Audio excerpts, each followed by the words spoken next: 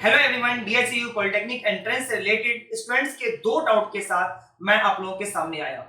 पहला डाउट तो ये है कि हमारे सामने एप्लीकेशन स्टेटस में कंफर्म एंड पेड आ रहा है, वेरिफिकेशन स्टेटस का ऑप्शन ही नहीं आ रहा, ना तो पेंडिंग आ रहा है और ना ही वेरीफाइड। तो सर हमें क्या करना चाहिए? सब बच्चे परेशान हैं इस चीज से रिलेटेड। तो मैं आप लोगों को बता देता हूं कि बच्चों एक एक करके हर एक स्टूडेंट्स का डॉक्यूमेंट चेक किया जाता है। तो यूनिवर्सिटी के पास ऐसा कोई ऑप्शन नहीं होता कि एक क्लिक में सभी बच्चों का, जितने बच्चों ने अप्लाई किया है, सभी बच्चों का डॉक्यूमेंट चेक हो जाए। तो इसलिए जैसे जैसे हर बच्चे का डॉक्यूमेंट चेक किया जाता है, वैसे वैसे यहां पर वेरीफाइड या पेंडिंग शो होता रहता है। मेरी बात समझ में आ गई होगी। सपोज कीजिए आपका डॉक्यूमेंट जब तक चेक नहीं होगा तब तक यहां पर एप्लीकेशन स्टेटस में ओनली कंफर्म एंड पेड आ रहा होगा, वेरिफिकेशन स्टेटस शो ही नहीं होगा। मेरी बात समझ में आ गई। उसके बाद जैसे ही आपका चेक होगा, अगर आपके डॉक्यूमेंट सारे सही होंगे तो यहां पर वेरीफाइड आ जाएगा, अगर आपके डॉक्यूमेंट में कुछ प्रॉब्लम होगी तो यहां पेंडिंग आ जाएगा और नीचे पूरा डिस्क्रिप्शन आ जाएगा डिटेल में। मेरी बात समझ में आ गई होगी मुझे लगता है। उसके बाद वो पूरा डिटेल पढ़ करके आप यहां जाकर के अपने डॉक्यूमेंट को सही अपलोड कर सकते हैं, जिस भी डॉक्यूमेंट के अंदर प्रॉब्लम है। पहली बात तो ये थी। दूसरी बात क्या है मैं ये बताता हूं। दूसरी बात बहुत इंपॉर्टेंट है और हर बच्चे के लिए इंपॉर्टेंट है। वो क्या है? सर मुझे अपनी थर्ड चॉइस मिली है। इससे रिलेटेड मैं ऑलरेडी एक वीडियो बना चुका हूं, उसके बावजूद भी बच्चों के डाउट्स हैं। सर मुझे थर्ड चॉइस मिली है, क्या मैं फ्रीज कर दूं? क्यों कर दूं फ्रीज? सर मेरी ये सीट चली गई तो? क्या आपको फर्स्ट चॉइस मिल गई है? नहीं मिली ना।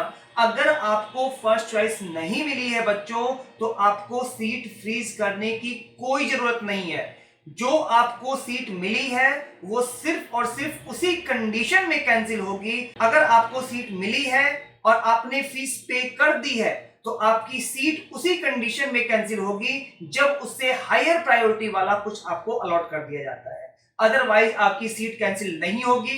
बिल्कुल भी ना घबराएं। ये घबरा करके आप बिल्कुल फ्रीज ना कर दें कि जो मिला है वो भी चला जाएगा। ये डाउट 99% लोगों के दिमाग में है कि जो मिला है वो भी चला जाएगा अगर नेक्स्ट काउंसलिंग करेंगे तो। ऐसा बिल्कुल नहीं है बच्चों।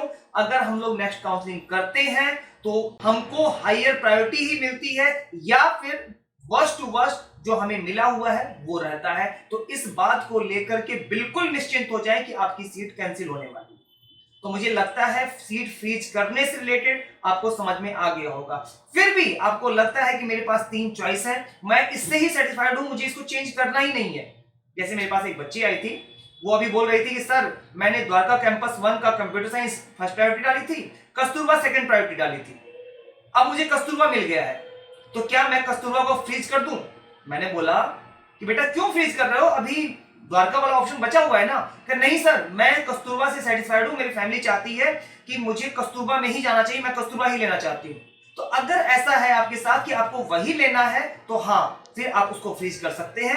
अदरवाइज आपको लगता है कि नहीं इससे अच्छी तो प्रायोरिटी मेरे पास वो वाली है, तो आप निश्चिंत रहिए, आपकी वो सीट कहीं नहीं जाने वाली है अगर आपने फीस पे की है और आपके डॉक्यूमेंट वेरीफाइड हो गए। तो मुझे लगता है कि अब मेरी बात सारी समझ में आ गई होगी आप लोगों को। अगर आपके कोई भी डाउट पॉलिटेक्निक एंट्रेंस की काउंसलिंग से रिलेटेड अगर आते हैं तो आप कमेंट बॉक्स में जरूर कमेंट करके बताएं। मिशन इंजीनियरिंग की टीम आपको सारे कमेंट का आंसर देने की पूरी कोशिश करेगी।